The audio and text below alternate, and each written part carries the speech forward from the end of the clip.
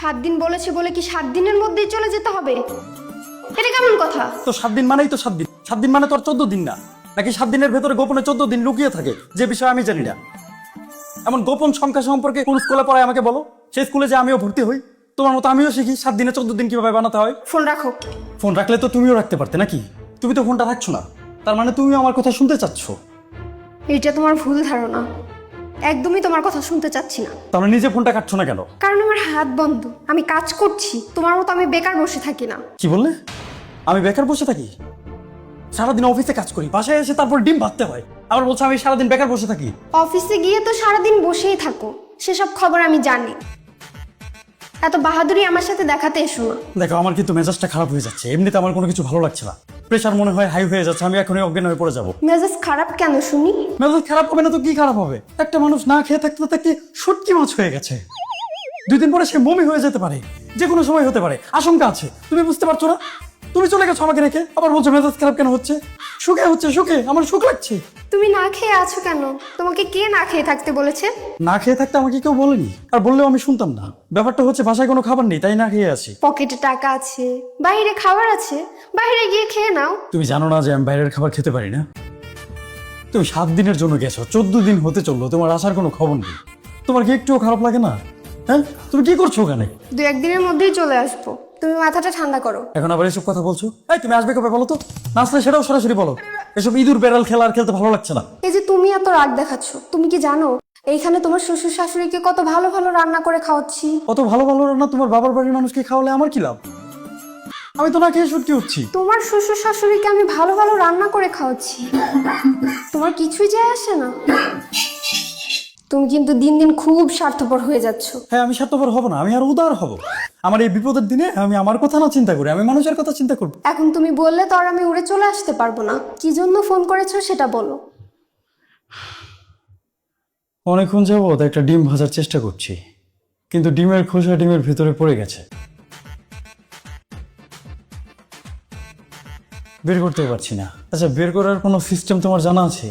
জানা থাকলে বলো তো কিভাবে বের করবো। কোনো অঙ্কের সূত্র দিয়ে ওটা বের করা যাবে না। হ্যাঁ, বুঝতে পেরেছি, কিন্তু এটা বের করবো কিভাবে? নিজেরই হাত দিয়ে বের করতে হবে। আমার ভাজা কাটা নাড়ানাড়ি তো অতটা ভালো না, আবার হাত দিয়ে তুলতে গেলে হাতে ছেঁকা লাগবে। কি করবো বলো তো? ঠিক আছে, ওটা ফেলে দাও আর একটা ডিম ভাজো। এই, আমি না অত ভাজাভাজির মধ্যে নেই। তুমি এক কাজ করো, সোজা বাসায় চলে আসো। তুমি এত চিন্তা করছো কেন? আমি আছি তো। আমি তোমাকে ভেজে খাওয়াবো, ঘোড়ার ডিম। না, আমি অত কিছু জানি না, তুমি তাড়াতাড়ি বাসায় চলে এসো। আজব কথাবার্তা বলো। আমি এখন কিভাবে চলে আসব? তুমি জানো আজকে আমি কত ভালো একটা পুডিং বানিয়েছি, সবাই আমার প্রশংসা করেছে। অর্থাৎ তুমি রাখো তো।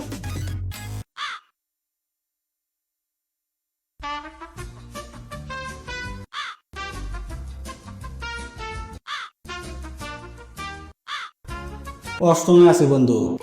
কি? ওয়াশরুমে আছিস তো? আমার কল ধরেছিস কেন?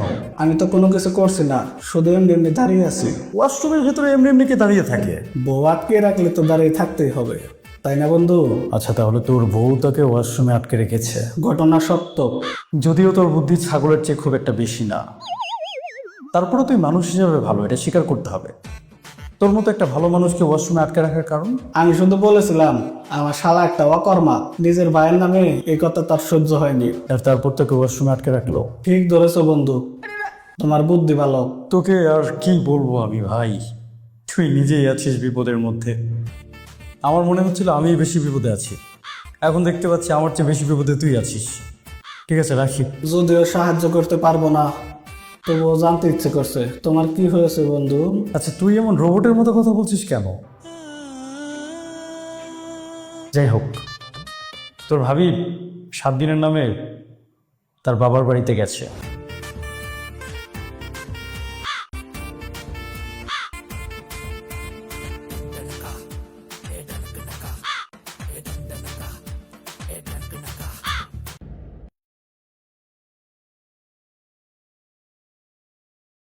আজ প্রায় 14 দিন হতে চললো, আসার কোনো নাম নেই। রান্নাটাও করতে পারি না, বাইরের খাবারও খেতে পারি না, আছে একটা যন্ত্রণার মধ্যে।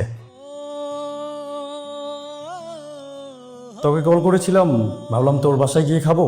এখন তো বুঝতে পারছি আমার চেয়ে বেশি যন্ত্রণায় তুই আছিস। তোর বাসায় তোরই খাবার হবে না, আর আমার হবে কোত্থেকে? সকাল থেকে খিদে পেটে ইঁদুর দৌড়াচ্ছে, জানি না কি করব। বন্ধু, তোমার ঘটনা শুনে খুব কষ্ট লাগলো। আমি ভাবছিলাম তোর বাসায় গিয়ে চারটা খাবো, তারপর তুই আর আমি দুজন মিলে কক্সবাজার চলে যাব। তোর ভাবিও বাসায় আসছে না, এ ফাঁকে কটা দিন ঘুরে আসা যাবে। গেলে একটু মনটা ভালো হবে। আমি বলবো আমার অফিসের কাজে ঢাকার বাইরে যাচ্ছে, আর তোমার তো কিছু বলতে হবে না, বাদি তো বাসায় নেই। কিন্তু কোথাও ঘুরতে যে যাবো, ঘুরতে গিয়েও তো শান্তি পাবো না। যদি তোর ভাবি জানে ঘুরতে যাচ্ছি, 2 মিনিটের মধ্যে বাসায় চলে আসবে, তখন হবে আরেক যন্ত্রণা। ওহো, তাহলে তো মুশকিল। তুই বুঝতে পারছিস আমার কষ্টটা কোথায়? আমি যখন বাসায় থাকতে চাই, শান্তিতে থাকতে চাই, তখন সে বাসায় থাকবে না, সে তার বাবার বাড়ি গিয়ে বসে থাকবে।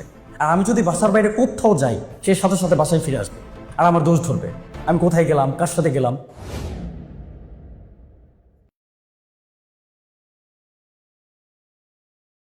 আচ্ছা ফোনটা রাখ, আমি তোকে পরে ফোন করছি। হ্যালো বন্ধু, হ্যালো।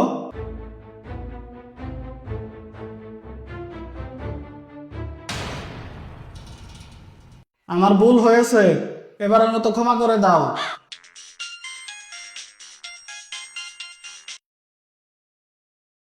বলো। এত মজা করে কি খাচ্ছ? কেন, তুমি খাবে নাকি? না খাবো না, আমি খেয়েছি। খেয়েছো? কি খেয়েছো? বাতাস বাতাস খাচ্ছি অনেকক্ষণ যাব। বাহ, বাতাস খেতে কেমন লাগলো? অনেক মজা, ডিমের খোসার চেয়েও বেশি মজা। তাই নাকি? তাহলে তো খেতে হবে একদিন। কবে খাবে শুধু বলো। এক গাড়ি ডিমের খোসা আমার শ্বশুর বাড়িতে আমি পাঠাবো, যত কষ্টই হোক আমি তোমার জন্য এই কাজটুকু করব। তুমি কবে খাবে বলো। তুমি কবে পাঠাতে পারবে বলো? এই তো ঢাকার বাইরে যাচ্ছি, ফিরে এসে পাঠাতে পারবো। কোথায় যাচ্ছ? বললামই তো ঢাকার বাইরে যাচ্ছি।